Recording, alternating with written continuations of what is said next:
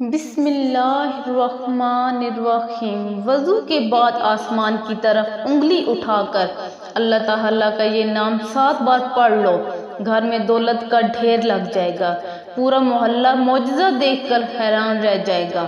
محترم ناظرین، وضو کے بعد آسمان کی طرف انگلی اٹھا کر اللہ پاک کا یہ نام مبارک بس 7 دفعہ پڑھ لیں، اتنا رزق آئے گا کہ 7 نسلوں تک بھی رزق ختم نہیں ہوگا۔ ناظرین، ہماری نظر میں وضو صرف منہ ہاتھ دھونا ہے، لیکن آپ لوگ شاید وضو کے فائدے نہیں جانتے۔ لیکن آپ صرف ایک بار کرنے کا فائدہ کیا ہو سکتا ہے، کتنی بڑی فضیلت ہے، آج میں آپ لوگوں کے سامنے بیان کروں گی، پھر آپ خود کہو گے کہ ہمیں ہر وقت وضو میں رہنا چاہیے۔ ناظرین، وضو کرنے کے بعد ایک ایسا وظیفہ بتائیں گے، اگر وہ وظیفہ آپ کر لیں، یعنی جو شخص وضو کے بعد وہ وظیفہ کرے گا، اس کی پوری زندگی بدل جائے گی۔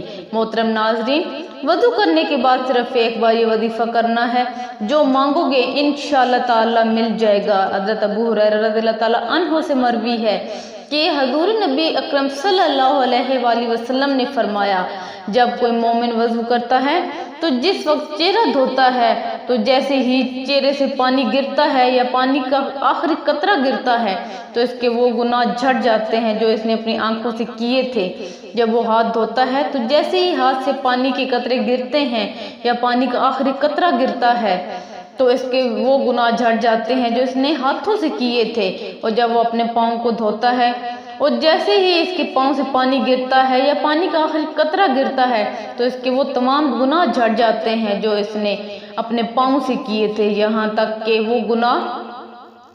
وہ گناہوں سے پاک ہو جاتا ہے۔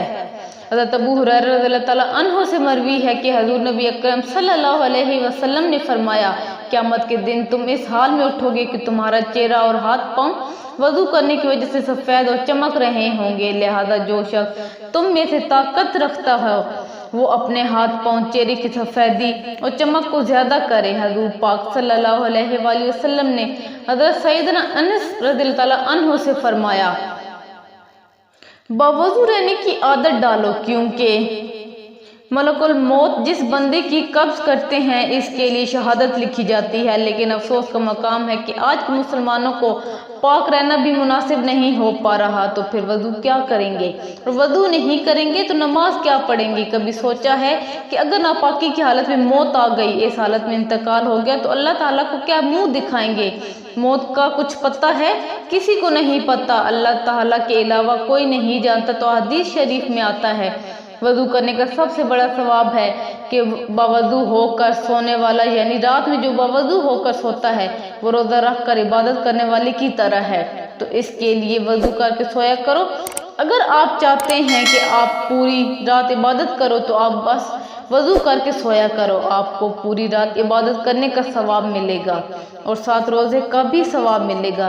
نبی صلی اللہ علیہ وسلم نے فرمایا کہ نماز جنت کی کنجی ہے اور نماز کی کنجی طہارت ہے، اور حضور اقدس صلی اللہ علیہ وآلہ وسلم ارشاد فرماتے ہیں کہ قیامت کے دن میری امت اس حالت میں بلائی جائے گی کہ منہ، ہاتھ اور پیر وضو کی وجہ سے چمکتے ہوں گے۔ صحیح بخاری، جو وضو کرتا ہے اس کے نام اعمال میں اللہ تعالیٰ 10 نیکیاں لکھ دیتا ہے۔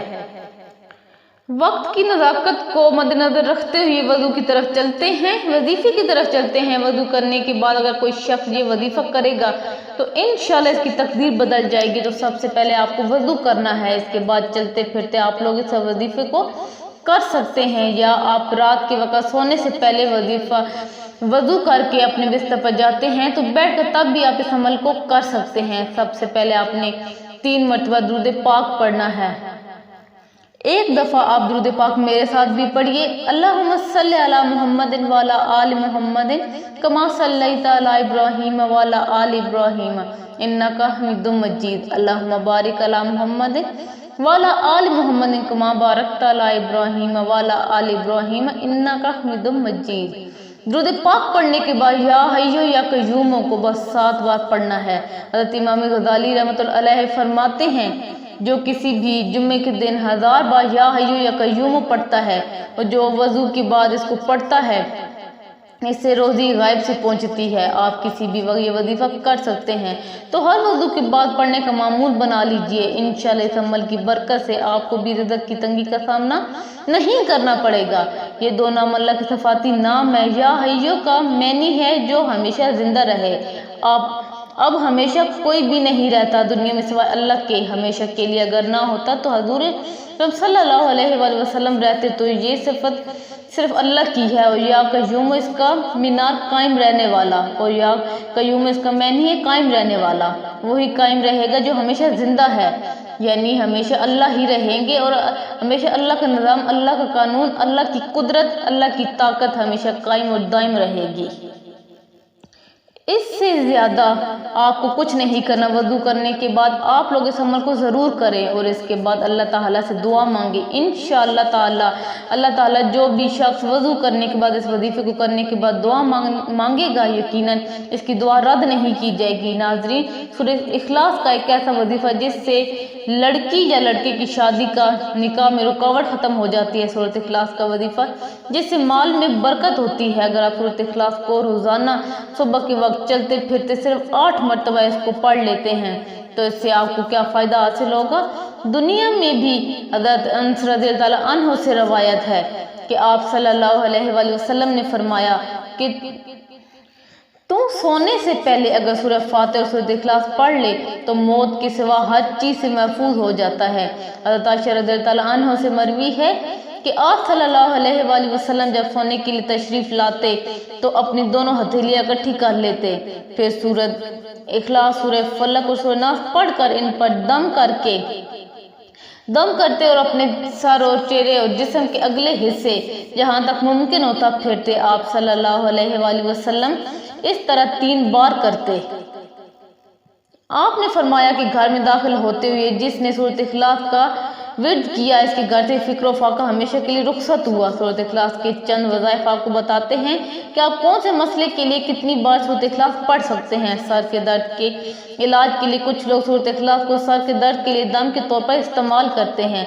इसका तरीक़ेकार रवायत में कुछ इस तरह से मिलता है कि दम करने वाला और करवाने वाला दोनों आमने सामने चौकड़ी मार कर बैठ जाएं और फिर 11 बार सूरत इखलास को पढ़कर मरीज की कनपटियों को उंगली से पकड़ते हुए आहिस्ता आहिस्ता दोनों भवों के दरमियान लाकर दम करते हैं और अंगूठा खींच लेते हैं। इस तरह दिन में 3 बार दम करने से सर का दर्द मुकम्मल तौर पर ख़त्म हो जाता है। बच्चों का फौत हो जाना, कुछ ख़वातीन के बच्चे अदलाइल अमल में ही ज़ाया हो जाते हैं।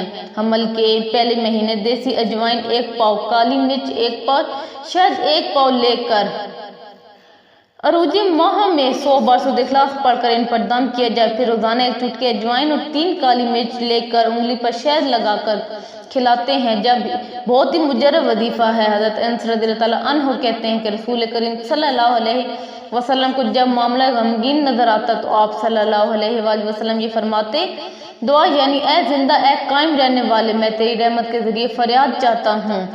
अल्लाह पाक से दुआ है कि अल्लाह पाक हमें 5 वक्त का नमाजी बनाए और दीन इस्लाम पर अमल करने की तौफीक अता फरमाए। तमाम अहबाब से गुजारिश है कि अल्लाह के 99 नामों में से एक नाम ज़रूर कमेंट करें। शुक्रिया, वस्सलाम।